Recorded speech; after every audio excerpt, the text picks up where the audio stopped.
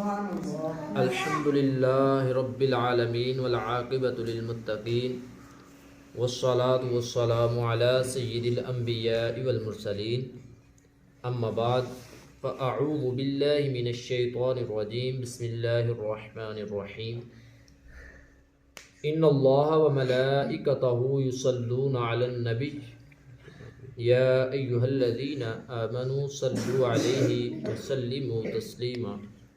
بلند آواز کے ساتھ پیار اور محبت اور ادب کے ساتھ درود و سلام پیش کیجیے۔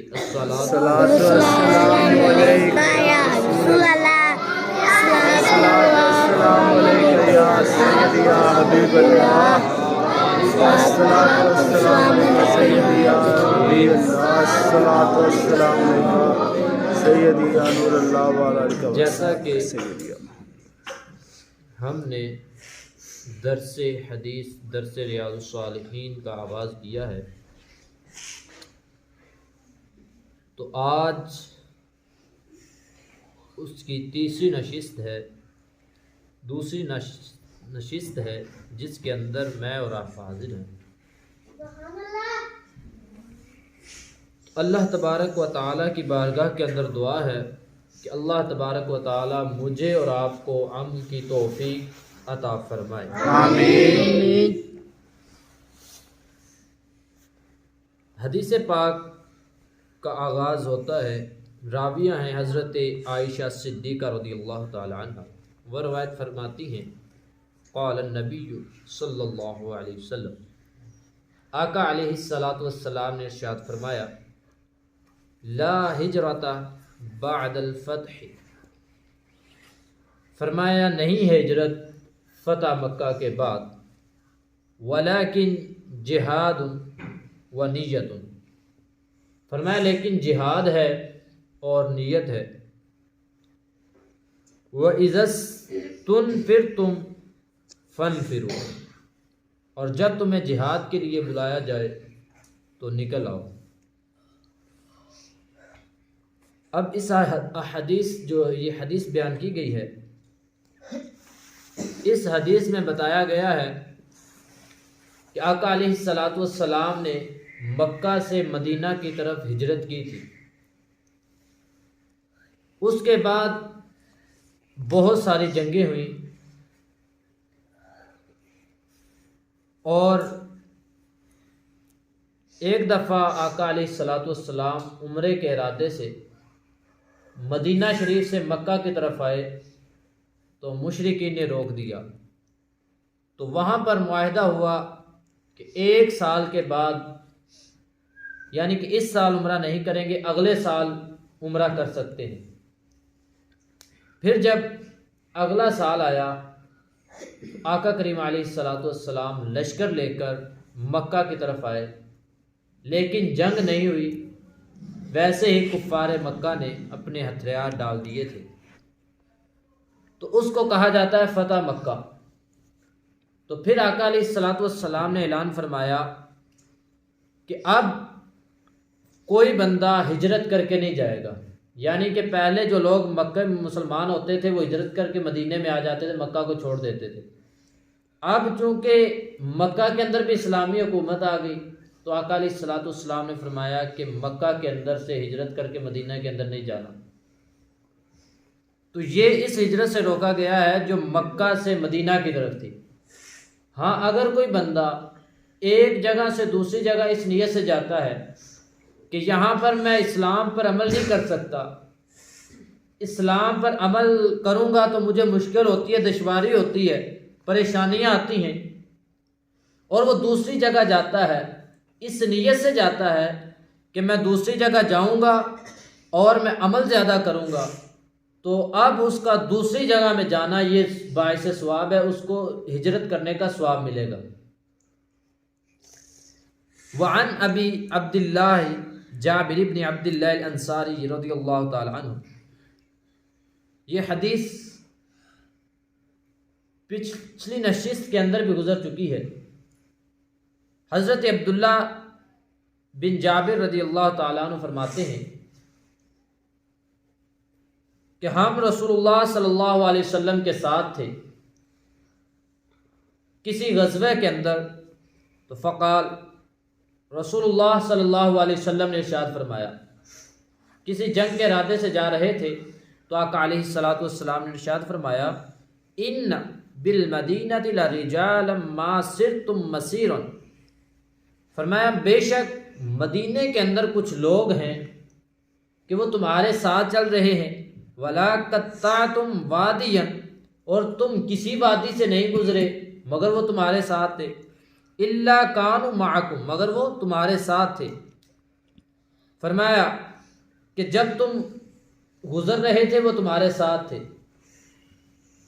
تو اس حدیث سے پتہ چلتا ہے کہ آقا علیہ الصلوۃ والسلام نے جو ارشاد فرمایا کہ وہ تمہارے ساتھ تھے، جب کسی غزوہ کے اندر گیا تو کچھ صحابہ کرام کسی مجبوری کی وجہ سے مدینے کے اندر ٹھہر گئے، تو حضور علیہ الصلوۃ والسلام نے فرمایا کہ جتنا تم کو ثواب ملا ہے، تم نے جنگ کی ہے، جتنا تم کو ثواب ملا ہے اتنا ہی ان کو ثواب ملا ہے، کہ تمہارے ثواب کے اندر وہ شریک ہیں، برابر کے شریک ہیں۔ اگر کوئی بندہ عمل کرتا ہے، اس کے دل کے اندر ارادہ ہے کہ میں یہ کام کروں گا نیکی کا، لیکن وہ کر نہیں سکتا، تو اب اس کو اتنا ثواب ملے گا جتنا وہ کام کسی اور نے کیا ہے۔ مثال کے طور پر ہمارے پاس 100 روپے ہے، ہم اس کو اللہ کی راہ کے اندر خرچ کرتے ہیں، مسجد کے اندر دیتے ہیں، لیکن ہمارے دل کے اندر خیال یہ ہے کہ یار فلاں نے 1000 دیا ہے، میرے پاس بھی 1000 ہوتا تو میں بھی اس کو دے دیتا۔ اب جتنا اس کو 1000 دینے سے ثواب ملا ہے، کیونکہ ہماری نیت یہ تھی کہ جتنا اس کو ثواب ملا ہے ہمیں بھی اتنا ملتا، ہم بھی 1000 دیتے، لیکن ہمارے پاس اتنے نہیں تھے، ہماری مجبوری تھی۔ تو اب اس کے پیش نظر انسان کی نیت اچھی ہے، تو اس کے پیش نظر جتنا اس 1000 والے کو ثواب ملا ہے اتنا 100 دینے والے کو بھی ثواب ملے گا، کیونکہ اس نے نیکی کی نیت کی ہے۔ اس کی نیت یہ تھی کہ میں اللہ کی راہ کے اندر خرچ کروں گا اور مجھے نیکی ملے گی۔ لہٰذا کوشش کرنی چاہیے کہ ہم عمل کریں، زیادہ سے زیادہ عمل کریں۔ ہاں اگر کسی مجبوری کے باعث ہم کسی سے پیچھے رہ گئے کہ یار فلاں نے یہ عمل کیا میں بھی کرتا لیکن میری یہ مجبوری تھی، کوئی خاص مجبوری بن گئی جس کی وجہ سے ہم نہیں کر سکے، تو اس کی وجہ سے اللہ تبارک و تعالی بھی ثواب عطا فرمائے گا، کیونکہ ہماری یہ نیت تھی کہ ہم بھی ثواب حاصل کرتے، ہم بھی یہ کام کرتے، لیکن ہمارے پاس یہ وسیلہ نہیں بن سکا، ہمارے پاس یہ واسطہ نہیں بن سکا کہ ہم وہ کام کر سکتے۔ اگلی حدیث ہے وعن ابی یزید معن ابن یزید ابن الاخنس، یہ حضرت معن یزید کے بیٹے ہیں، یہ وہ والا یزید نہیں ہے جس پر لعنت کی جاتی ہے، یہ صحابی رسول ہیں، ان کے بیٹے ہیں معن۔ یزید بن اخنس گھر سے اٹھے، کچھ پیسے لیے، کچھ دینار لیے، تو ان کو صدقہ کر دیا۔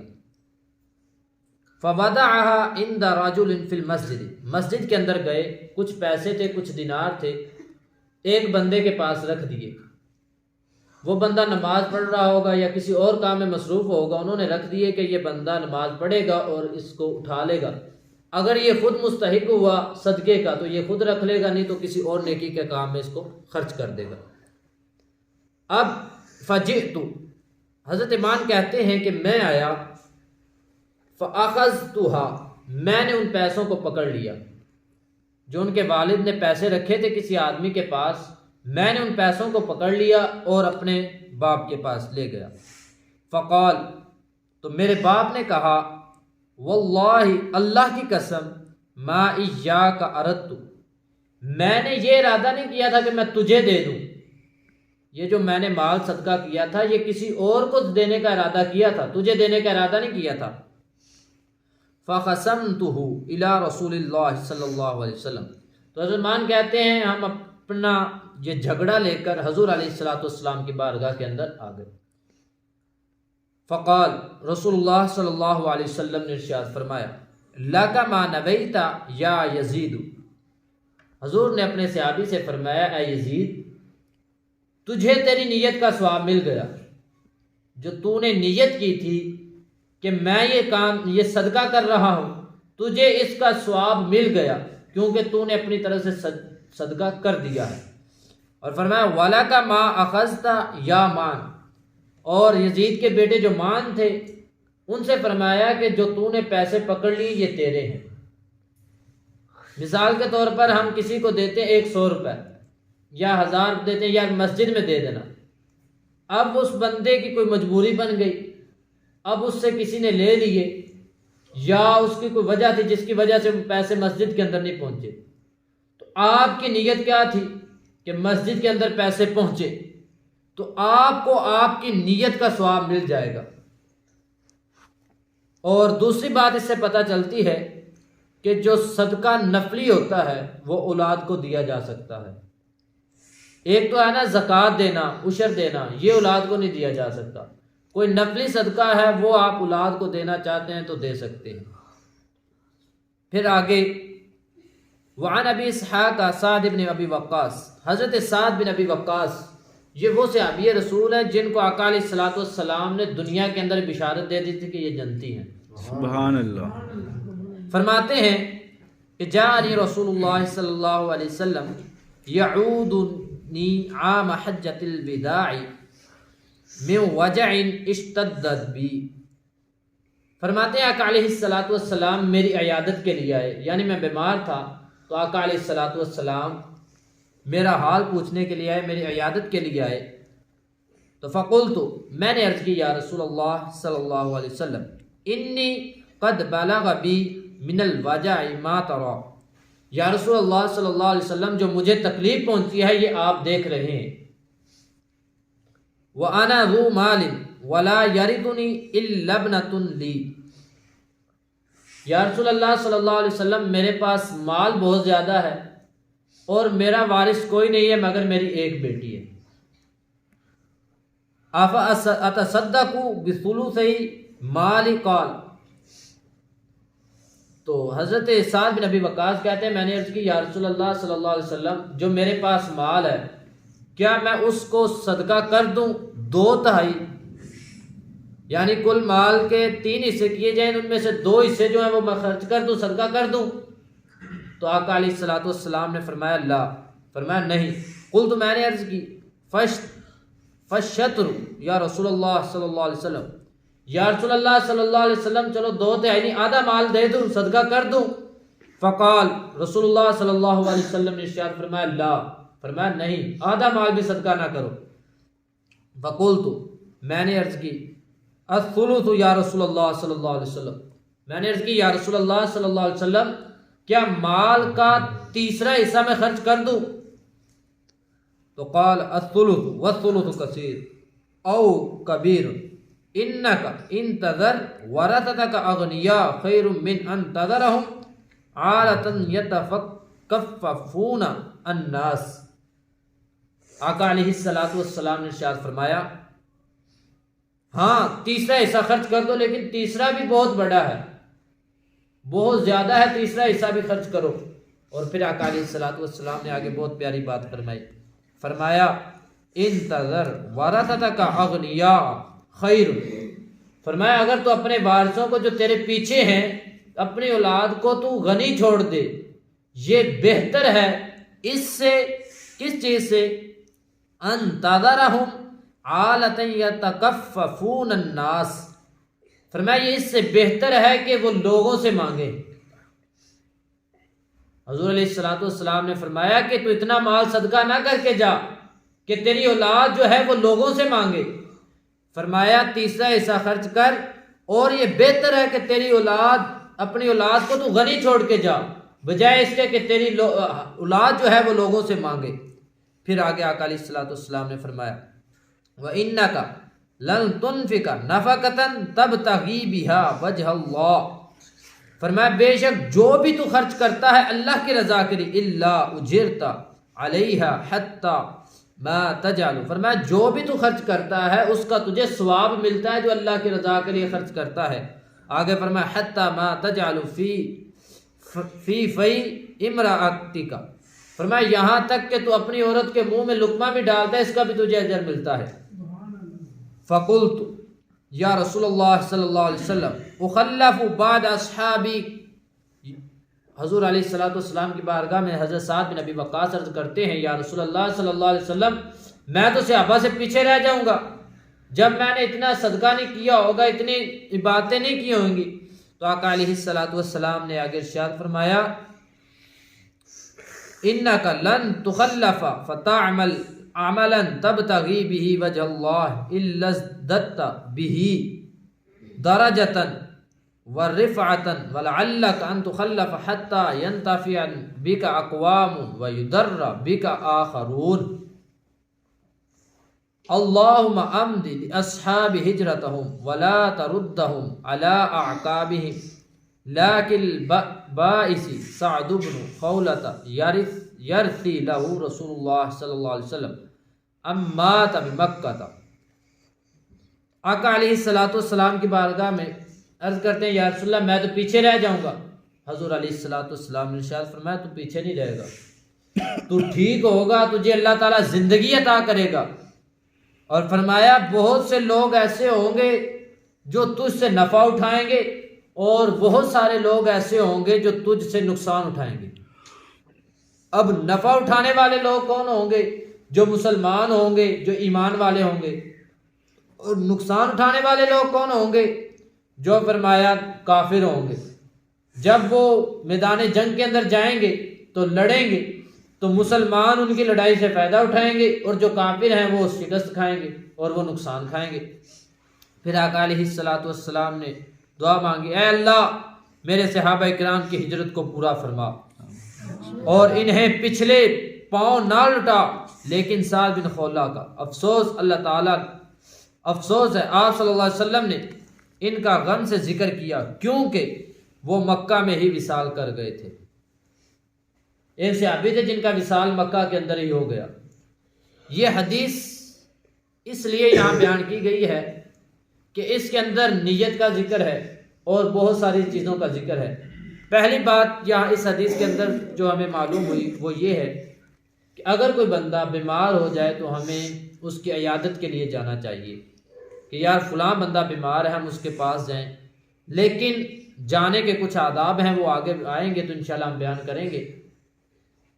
تو ان میں سے ایک بات کا خیال رکھنا چاہیے کہ ہم مریض کے پاس اس لیے جاتے ہیں کہ اس کو تسلی ہو، لیکن آج کل ہمارا رواج جو ہے وہ الٹ ہو گیا ہے اس کے، کہ پہلے وہ اس کو بیماری کا غم ہوتا ہے لیکن ہم کو 10 جی 15 جی اکٹھے ہو کر جاتے ہیں اور اس کو اب بیماری کی بجائے اس کی ٹینشن لگ جاتی ہے کہ یار اتنے لوگ آ گئے ہیں۔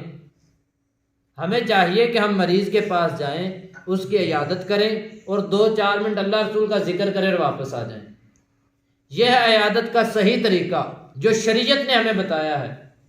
اب دوسری بات یہ ہے کہ صحابی نے عرض کی یا رسول اللہ صلی اللہ علیہ وسلم میں کل مال کا تیسرا حصہ خرچ کر دوں، کل مال میں سے 3 حصے خرچ کر دوں۔ مثال کے طور پر اگر کسی کے پاس 90,000 ہے تو انہوں نے عرض کی یا رسول اللہ میں کیا 60,000 خرچ کر دوں؟ حضور نے فرمایا نہیں۔ کیا انہوں نے کہا کہ میں 45,000 خرچ کر دوں؟ حضور نے فرمایا نہیں، بلکہ فرمایا 30,000۔ تو اب ہمیں بھی یہی حکم ہے کہ اگر کوئی بندہ مرتا ہے، اگر اس کے پاس 90,000 روپے ہے، مثال کے طور پر 90,000 روپے ہے، اب اس نے کوئی وصیت کرنی ہے کہ یار میرے اتنے پیسے میرے مال میں سے آپ نے مسجد میں دینے ہیں، مدرسے میں دینے ہیں، تو وہ جو وصیت کرے گا وہ 30,000 تک کی وصیت کر سکتا ہے کہ 30,000 روپے تک وہ مسجد کے اندر چاہے کہ میں دے دوں۔ یہ وصیت کرے کہ یہ جو 30,000 ہے میرے 90,000 میں سے یہ 30,000 مسجد کے اندر دینا ہے، اس سے زیادہ نہیں کہہ سکتا کیونکہ شریعت کے خلاف ہو جائے گا۔ شریعت نے کہا ہے کہ اپنے پیچھے جو رہ جائیں وارث ان کو غنی چھوڑو، یہ تمہارے لیے بہتر ہے۔ اور پھر تیسری بات جو ہمیں پتہ چلی وہ یہ ہے کہ اپنے اہل و عیال پر بھی خرچ کرنے سے ہمیں ثواب ملتا ہے۔ بچوں پر خرچ کیا جائے، بیوی پر خرچ کیا جائے، لیکن دل کے اندر ارادہ کیا ہو کہ میں اللہ کی رضا کے لیے کر رہا ہوں۔ یا اللہ تو نے میری ڈیوٹی لگائی ہے کہ اپنے بچوں کو پال، اپنی بیوی کو پال، یا اللہ میں تیری رضا حاصل کرنے کے لیے ان کو پال رہا ہوں، ان کی دیکھ بھال کرتا ہوں تو ان کے پیٹ کے اندر جو لقمہ جائے گا اس کا اجر بھی ملے گا۔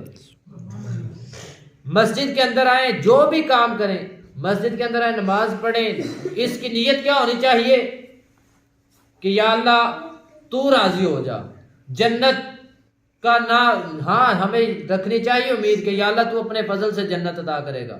یہ نہیں کہنا چاہیے ہمیں ثواب ملتا ہے اتنا، ثواب پر ہمیں نظر نہیں رکھنی چاہیے، بلکہ جب ہماری نظر یہ ہوگی کہ یا اللہ میں نے نماز پڑھی ہے اس سے راضی تو ہو جا، یا اللہ میں نے روزہ رکھا ہے اس سے راضی تو ہو جا، یا اللہ میں نے جتنے بھی نیکی کے کام کیے ہیں صرف اس لیے کیے ہیں کہ تو راضی ہو جا۔ تو جب بندہ یہ نیت کرتا ہے کہ اللہ راضی ہو جائے تو پھر اس سے ثواب مل جاتا ہے۔ لیکن حدیث مبارکہ کے اندر آتا ہے کہ آقا علیہ السلام نے ارشاد فرمایا قیامت کے دن سب سے پہلے 3 ریاکاروں کو بلایا جائے گا۔ پہلا وہ ہوگا جو جنگ کے اندر شہید کیا گیا ہوگا، اللہ تبارک و تعالیٰ بلائے گا، فرمائے گا بتا میں نے تجھے یہ نعمت دی، یہ نعمت دی۔ اللہ تبارک و تعالیٰ نے جتنی نعمتیں اسے دی ہوں گی وہ تمام نعمتیں گنوائے گا، اور پھر فرمائے گا کہ بتا تو نے ان نعمتوں کے شکرانے کے اندر کیا کیا۔ وہ بندہ عرض کرے گا یا اللہ میں نے شہادت کا جو مقام تھا وہ حاصل کیا، یا اللہ میں تیرے راستے کے اندر شہید ہو گیا۔ اللہ تبارک و تعالیٰ فرمائے گا تو جھوٹ بولتا ہے، تو نے شہادت اس لیے حاصل کی تھی کہ لوگ مجھے بہادر کہیں، تو شہید اس لیے ہوا تھا کہ تو نے کہا تھا کہ لوگ مجھے بہادر کہیں، لہذا لوگوں نے تجھے بہادر کہہ دیا ہے۔ تو اللہ تبارک و تعالیٰ فرمائے گا اسے جہنم کے اندر لے جاؤ، اسے منہ کے بل گھسیٹتے ہوئے جہنم کی طرف فرشتے لے جائیں گے۔ اور پھر دوسرا فرمایا عالم کو بلایا جائے گا، قاری کو بلایا جائے گا، تو اس سے پوچھا جائے گا کہ میں نے تجھے فلاں نعمت دی، فلاں نعمت دی، تو نے اس کے بدلے میں کیا کیا؟ وہ عرض کرے گا یا اللہ میں قرآن پڑھتا تھا، علم سیکھتا تھا، سکھاتا تھا۔ اللہ تبارک و تعالیٰ فرمائے گا تیری یہ نیت نہیں تھی، تو یہ چاہتا تھا کہ دنیا مجھے کہے کہ یار اس کا قرآن بہت اچھا ہے، یہ قاری بہت ہے۔ تو فرمایا دنیا نے تجھے قاری کہہ دیا، دنیا نے یہ کہہ دیا کہ تیرا قرآن بہت اچھا ہے، لیکن آخرت کے اندر تیرا کوئی حصہ نہیں ہے، لہذا اللہ تبارک و تعالیٰ فرمائے کہ اسے بھی جہنم کے اندر لے جایا جائے۔ اور تیسرا وہ بندہ ہوگا جس کے پاس بہت زیادہ مال ہوگا، تو آقا علیہ السلام نے فرمایا اللہ تبارک و تعالیٰ اسے بھی اپنی نعمتیں گنوائے گا کہ میں نے تجھے مال دیا، یہ نعمت دی۔ پھر اللہ تبارک و تعالیٰ پوچھے گا اے میرے بندے میں نے تجھے جب اتنی نعمتیں دی تھی تو نے اس کے بدلے میں کیا کیا؟ وہ بندہ عرض کرے گا یا اللہ میں تیرے راہ کے اندر صدقہ کرتا رہا ہوں، میں تیرے راہ کے اندر سخاوت کرتا رہا ہوں۔ اللہ تبارک و تعالیٰ فرمائے گا تو جھوٹ بولتا ہے، تو نے اس لیے صدقہ نہیں کیا تھا کہ میری رضا ہو، میں راضی ہو جاؤں، بلکہ تو نے صدقہ اس لیے سے کیا تھا کہ یہ دنیا کہے یار یہ تو بہت بڑا سخی ہے، یہ تو بہت بڑا لین لاڈ ہے، یہ بہت سخاوت کرتا ہے، بہت غریبوں کا اچھا سوچتا ہے۔ تو اللہ تبارک و تعالیٰ فرمائے گا ٹھیک ہے تو نے دنیا کے لیے کیا تھا، تو نے لوگوں کے لیے کیا تھا، تو لوگوں نے تجھے سخی کہہ دیا، دنیا کے اندر لوگوں نے تجھے کہہ دیا یہ بہت لین لاڈ ہے، بہت مالدار ہے، بہت غریبوں کا بھلا کرتا ہے، آج آخرت کے اندر تیرا کوئی حصہ نہیں ہے، لہٰذا اسے بھی جہنم کے اندر پھینک دیا جائے۔ میرے بھائی جو بھی کام کرنا ہے، جس کام کی بھی نیت کرنی ہے تو دل کے اندر خیال یہ ہونا چاہیے کہ دنیا جو مرضی کہتی رہے ہم نے وہی کام کرنا ہے جس کے اندر خدا کی رضا ہو۔ ہم مسلمان ہیں، ہمیں اللہ تبارک و تعالیٰ نے دین اسلام عطا کیا ہے، تو اس کا مقصد ہے، تو ہمیں اپنے مقصد کو زندہ رکھنا چاہیے۔ تو قیامت والے دن ریاکار جو ریاکاری لوگوں کو دکھانے کے لیے کام کرتے ہوں گے، 4 ناموں سے ان کو پکارا جائے گا۔ پہلا ان کا نام یہ ہوگا اے ریاکارو، اے دکھاوا کرنے والو۔ دوسرا ان کا نام ہوگا دھوکہ باز۔ آج دنیا کے اندر ایک بندہ ایک مرتبہ ہمارے ساتھ دھوکہ کر دے، ہم کہتے ہیں یار یہ بندہ دھوکے باز ہے۔ قیامت کے دن جب پوری کائنات جتنے لوگ دنیا سے گزر چکے ہیں یا جتنے لوگ آئیں گے سب میدان محشر کے اندر ہوں گے، اس وقت کو ہمیں مد نظر رکھنا چاہیے کہ اس وقت کوئی ہمیں یہ پکار کر کہہ دے کہ اے دھوکے باز۔ ہمیں سوچنا چاہیے ہم جو عبادت کرتے ہیں کیا ہم اس کے اندر ریاکاری تو نہیں کر رہے؟ اور تیسرا نام جو کہا جائے گا اے نقصان اٹھانے والے. نقصان اٹھانے والا کیسے؟ کہ جب اس نے دنیا کے لیے عمل کیا ہوگا تو اس کے بدلے میں اسے اجر تو ملا نہیں ہوگا، تو لہٰذا اب وہ نقصان اٹھانے والا ہو گیا. اور چوتھا جو اسے ملے گا وہ یہ ہے اے دغا باز. اے دغا باز، اے فریب کرنے والے، اے دھوکہ کرنے والے. یہ قیامت والے دن 4 نام دیے جائیں گے. جس بندے نے کام اللہ کی رضا کے لیے نہیں کیا ہوگا بلکہ دنیا کو دکھانے کے لیے کیا ہوگا، دکھاوا کیا ہوگا، تو لہٰذا اللہ تبارک و تعالیٰ نے آج ہمیں یہ زندگی دی ہے. اس زندگی کے اندر ہم نے اپنے آپ کو سنوارنا ہے اور کم از کم اپنے فرض علوم جو ہیں، جن چیزوں کا ہمیں علم ہونا فرض ہے وہ سیکھنے ضروری ہیں. نماز فرض ہے، اس کا سیکھنا فرض ہے. اگر انسان پر غسل فرض ہے، بالغ ہے، اس پر غسل فرض ہے، تو اب اس کا غسل کے فرائض سیکھنا فرض ہے. اگر انسان غسل کے فرائض کا نہیں پتا کہ کن چیزوں سے غسل ہوتا ہے، کن چیزوں سے غسل نہیں ہوتا، انسان ویسے نہ آتا، غسل کا پتہ ہی نہیں ہے، غسل کے فرض ادا نہیں ہوئے، تو ساری زندگی پلیدگی کے اندر گزار دی. جب پلیدگی کے اندر گزاری، بندہ مر گیا تو کس حالت میں مرا ہوگا؟ پلیدگی کی حالت میں مرا. تو لہٰذا اللہ تبارک و تعالیٰ نے ہمیں آج موقع دیا ہے، تو اس موقع سے ہمیں فائدہ اٹھاتے ہوئے دین سیکھنا چاہیے اور مسجدوں کے اندر آنا چاہیے، مسجدوں کو آباد کرنا چاہیے. اللہ تبارک و تعالیٰ عمل کی توفیق عطا فرمائے. وما علینا الا البلاغ المبین.